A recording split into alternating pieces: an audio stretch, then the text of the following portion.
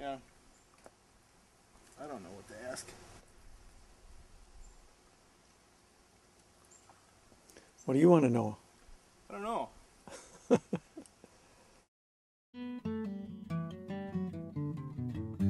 We shared the cabin with Uncle Chris and Dot.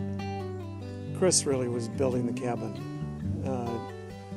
They shared expenses, but I think Chris did most of the work. They had 6 kids. We had 6 kids in my family, so there were 12 kids in that one cabin alone. Presumably, we all were supposed to do an hour of work in the morning before we could go play with our friends, picking up or chopping wood or something. And then once we were done with that, we could go off and play.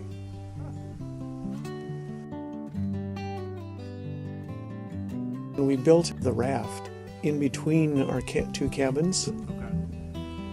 Up on the top of the hill.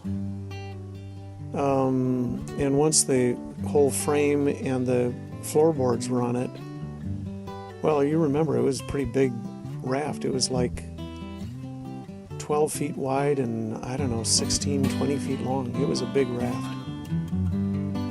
And so then to get it down to the lake was a real trick. So we drafted everybody we could find and tilted the thing up on its side and slid it down the hill into the water. Had to weigh like 500-600 pounds. Yeah, and I think there were maybe 5 barrels on each side, 50-gallon barrels for the flotation. And when he first built it,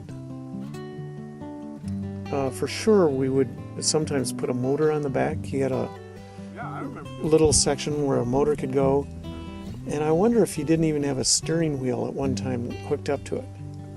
He's out on it with one of its first maiden voyages when they had invited all sorts of people and had dessert on it. I think there were like, oh gosh, 12, 15 adults or so, and it was riding pretty low, and but we just putted along the shoreline, and I had my fishing pole, and it's the biggest walleye I ever caught was in front of beavers.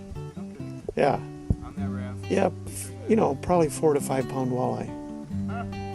And oh yeah, everybody cheered. We kept it. Oh yeah, it was fun.